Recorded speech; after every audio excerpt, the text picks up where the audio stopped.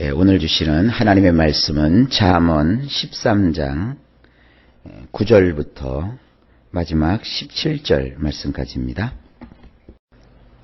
할렐루야.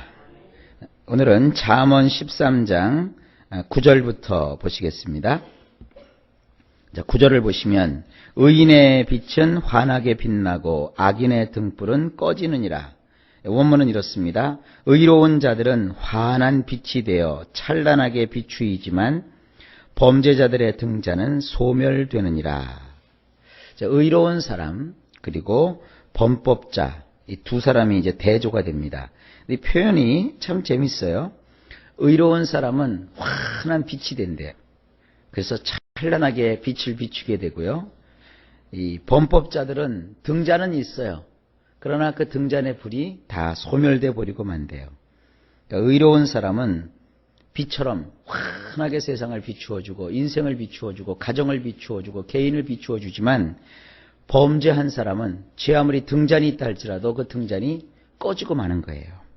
10절입니다.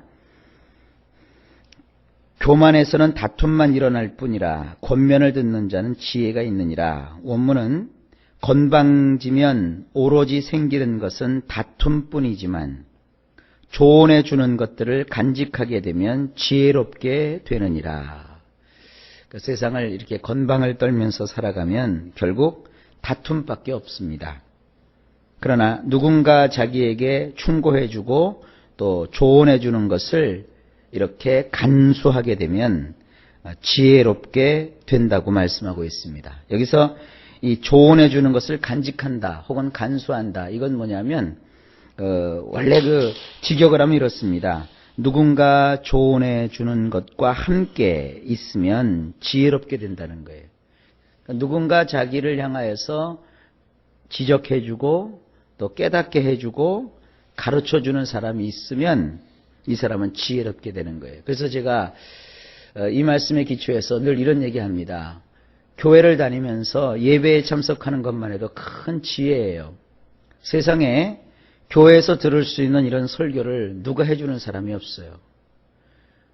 그저 세상 사람들은 자기가 좋아하는 책만 보고 자기가 좋아하는 사람의 강의를 듣고 자기가 좋아하는 소리만 듣지 설교는 안 그렇거든요. 내가 듣기 싫어하는 소리도 하나님 말씀이기 때문에 들어야 되고요. 그리고 내가 그 말씀을 듣고 내 자신을 한번 돌아보는 거예요. 때로 우리가 설교를 듣다 보면 부닥칠 때가 있어요. 아이고, 왜 목사님 저렇게 말씀하시니까 내가 서운하다. 아이, 좀 달리 표현하실 수는 없나? 꼭 말씀을 저렇게 해야 되는가? 그게 사실은 나를 조언해 주시는 하나님의 은혜예요. 그걸 듣고 나서 내가 마음에 그걸 잘 간수할 수 있으면 그것이 지혜입니다. 자, 11절입니다. 망령되이 얻은 재물은 줄어가고 손으로 모은 것은 늘어가느니라. 원문이 이렇습니다. 허황된 생각을 가지면 재물이 줄어들지만 손으로 모은 것은 많아지느니라. 그래서 이 허황된 생각이라는 것은 뭐냐면 이 바람 잡는 생각, 이 바람 같은 생각들이 있죠. 그냥 잡을 필요도 없는 건데 그냥 웅 하고 붕 떠 있는 그런 생각. 이런 생각을 가지게 되면 가지고 있는 재물이 줄어들어요. 그렇지만 그런 거 생각하지 않고 내 손을 놀려서 모으면 그것이 많아진대요. 이게 얼마나 감사한 얘기입니까? 이런 사람이 있죠. 에이, 내가 한 방이면 돼. 그냥 내가 어느 날 확 기회 한번 잡으면 돼. 이게 다 허황된 생각이에요. 그런 생각할 시간 있으면 이 손을 놀려서 부지런히 하나씩 하나씩 모아드리는 게 낫습니다. 오늘도 하루 여러분 살아가는 걸 소중히 여기시고 최선을 다하십시오. 하나님이 도와주실 겁니다. 12절입니다. 소망이 더디 이루어지면 그것이 마음을 상하게 하거니와 소원이 이루어지는 것은 곧 생명나무니라. 이건 원문을 보면 조금 다르게 되어 있습니다. 한번 잘 들어보세요. 소망이 질질 끌게 되어 마음이 병들었을지라도 오랫동안 기다렸던 것이 오게 되면 병에서 회복된 나무 같으니라 그랬어요. 많이 좀 다르죠? 마음의 사람이 어떤 간절한 소망이 있어요. 이 소망은 11절의 말씀과는 다른 얘기입니다. 허황된 생각이 아니에요. 소망은 반드시 나의 인생을 통해서 하나님이 주시겠다고 하시는 약속이고 내가 이루어야 될 인생의 어떠한 꿈입니다. 그런데 이것이 질질 끌게 되면 어떻게 돼요? 마음이 우리 성경에는 상한다고 되어 있는데 원문에는 병든대요. 그렇죠. 소망이 자꾸 이루어지지 않고 질질 끌게 되고 미루어지게 되면 마음에 병이 들죠. 그럴지라도 오랫동안 기다렸던 것이 나에게 찾아오게 되면 마치 병들었다가 회복되는 나무와 같대요. 우리 성경에는 생명나무라고 되어 있는데 이 생명이라는 말을 시브리 말로는 흐야라고 하는데요. 흐야라는 말은 생명이라는 말도 있고 살맛 나는 인생이라는 말도 있고 병들었다가 회복된다 하는 말이 있어요. 그래서 제가 이 원문으로 성경을 보는 이유가 바로 이런 것 때문이에요. 나무 키워보셨죠? 나무 키워보셨는데 나무가 죽었어요. 근데 이렇게 그 죽은 나무라도 뽑아버리지 않고 이걸 막 이렇게 돌보고 어떻게 했더니 이 죽은 나무가 살아났어요. 어때요? 기분 되게 좋다고요. 키워보지 않은 사람은 말을 못해요. 바로 이런 거예요. 우리 소망은 품을 가치가 있는 거예요. 소망이 좀 더디게 이루어진다 할지라도 그래서 마음이 우리가 병이 든다 할지라도 오랫동안 기다렸던 것이 나에게 찾아오게 되면 회복되는 거예요. 여러분 이 말씀을 의지하시고 소망 속에 살아가실 수 있기를 바랍니다. 13절입니다. 말씀을 멸시하는 자는 자기에게 패망을 이루고 계명을 두려워하는 자는 상을 받느니라. 원문은 이렇습니다. 말씀을 얕보는 자는 그것으로 인하여 산고를 치루어야 하지만 믿지 바를 존중하는 자는 보답을 받게 되느니라. 말씀을 얕잡아 보면 안 돼요. 그러면 말씀을 얕잡아 보면 그것으로 인해서 고통을 치러야 된대요. 무슨 하나님이 말씀하셨다고 그게 다 돼? 그런 사람도 있고요. 또 어떤 사람 이런 사람도 저는 봤어요. 야, 말씀대로 되면 이 세상에 안 될 일이 어디 있느냐? 이거 굉장히 하나님의 말씀을 얕보는 거예요. 말씀대로 돼요. 말씀은 틀림없어요. 이렇게 하나님이 하시는 이 믿지바, 하나님이 이것 해라 저것 해라 일러주시는 그런 믿지바를 존중히 여기는 자는 반드시 보답을 받게 되는 거예요. 여러분들 이 믿지바를 존중히 여기실 수 있기를 바랍니다. 14절입니다. 지혜 있는 자의 교훈은 생명의 셈이니 사망의 그물에서 벗어나게 하느니라. 원문입니다. 지혜롭게 행동하게 하는 토라는 번성하며 살게 하는 샘물이기에 죽음의 덫들에게서 벗어나게 되느니라. 여러분, 이 토라 하나님의 율법의 말씀 이것은 우리가 지혜롭게 행동할 수 있게 되는 어떤 그 원천입니다. 그래서 이 지혜롭게 행동하게 하는 이 토라를 받아들이게 되면 사람이 번성하게 살게 돼요. 이것은 번성하게 살게 되는 샘물과 같다 그랬습니다. 말씀은 샘물이에요. 생명이 펑펑펑펑 솟아나고 나의 인생으로 번영되게 하고 나의 인생으로 회복되게 하는 샘물이에요. 그렇기 때문에 죽음의 덫에서 벗어나게 되는 겁니다. 하나님 말씀을 그렇게 소중히 여기시고 이 말씀 듣는 것을 기뻐하시고 말씀 간직하고 살아가는 삶을 여러분들이 중요시 여기실 수 있기를 바랍니다.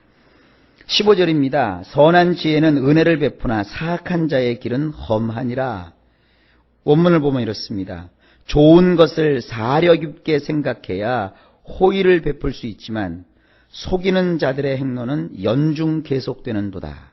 이게 무슨 뜻이냐면 이 좋은 것 이것을 아주 깊이 생각하고 신중하게 생각하고 또 이 선한 것에 대한 어떠한 그 이해력을 가지게 되면 그러면 누군가에게 이렇게 호의를 베풀 수가 있어요. 그런데 나쁜 걸 생각하고 안 좋은 걸 생각하고 자꾸 이렇게 되면 그 누구에게도 호의를 베풀 수가 없어요. 그러니까 이런 사람들 되게 이렇게 얘기합니다. 세상에 믿을 놈 하나도 없어. 세상은 뭐 어떻고 저떻고 막 비판하고 비난은 많이해요. 그래서 자기도 어떻게 하겠다는 거예요? 나만 착하게 살 필요 없잖아. 나만 이롭게 살 필요 없잖아. 나도 악하게 살 거야. 나도 속이면서 살 거야. 나도 사기치면서 살 거야. 이렇게까지 이 지경에 가면 어떤 말씀이 걸리느냐? 이렇게 남을 속이는 자의 인생 행로는 연중 계속된대요. 이 연중 계속된다는 게 뭐냐면 쉼이 없는 거예요.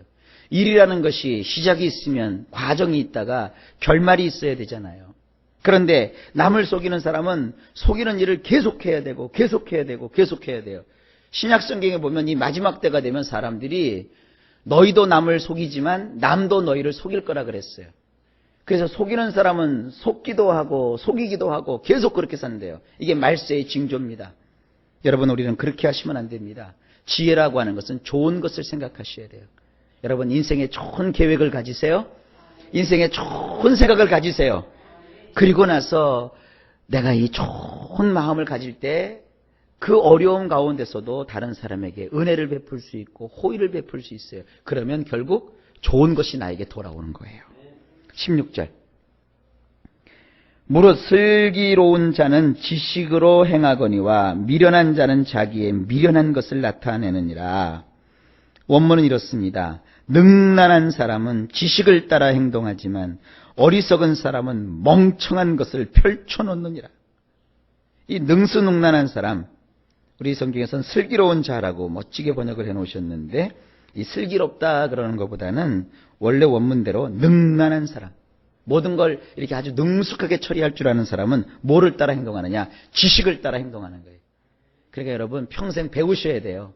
자꾸 배우고 읽고 듣고 깨닫고 알고, 물론 생활에 여유가 없으니까 이렇게 일하러 다니시기 바쁘고 장사하기 바쁘고 그렇게 바쁘신데 그래도 조금이라도 좀 여러분들이 시간을 좀 내서라도 자꾸 이렇게 뭐 교양 강좌라든지 또 이런 구청이나 이런 데서도 좋은 프로그램들이 있거든요. 그런 거라도 좀 자꾸 들으시고 또 교회에서 뭔가 이렇게 가르치고 이러는 거 놓치지 말고 자꾸 사람들이 듣고 배워야 돼요. 그렇게 지식을 따라서 행동하면 이 사람은 능란한 사람입니다. 하지만 어리석은 사람은 배우려고 하지 않고 들으려고 하지 않고 자꾸 그 멍청한 것을 펼쳐놔요. 자기 속에 쌓여있는 그 멍청한 것을 계속 펼쳐놔요. 그러니까 그런 사람을 이렇게 보면 뭐냐면 고집스러워요. 말도 안 되는 소리 막 고집하고요. 막 그래요. 그렇게 살지 맙시다. 우리는 성경대로 우리 능란한 사람이 되어서 끊임없이 배웁시다. 그리고 그 배움을 따라서 행동을 하실 수 있기를 바랍니다. 이게 지혜입니다. 마지막으로 17절. 악한 사자는 재앙에 빠져도 충성된 사신은 양약이 되느니라. 그래서 이 사자는 어흥하는 그런 사자 아닙니다. 이 말씀을 전하고 또 뭔가 소식을 전하는 그러한 의미에서의 사자입니다. 자, 원문을 보면 이렇습니다. 악하게 행동을 대행하는 자는 나쁜 데 떨어지지만 충성스러운 대리자는 치료를 하느니라. 꼭 그 악한 일을 하는데 앞장서는 사람이 있어요. 나쁜 일을 하는데 앞장서는 사람이 있어요. 이러면 결국 이 사람은 어떻게 되느냐? 나쁜 데 떨어져요. 그러나 이 믿음을 주고 충성하고 이런 일에 나서는 이런 대리자는 결국 치료하게 돼요. 여러분, 나쁜 데 스스로 떨어지는 그런 삶 살지 마시고 오히려 충성스러운 대리자가 되셔서 남도 살리고 나도 살리는 이런 치료하는 자들이 다 되실 수 있기를 바랍니다. 여러분은 여러분 가정을 치료하는 자가 되어야 돼요. 여러분은 교회를 치료하는 자가 되어야 되고요.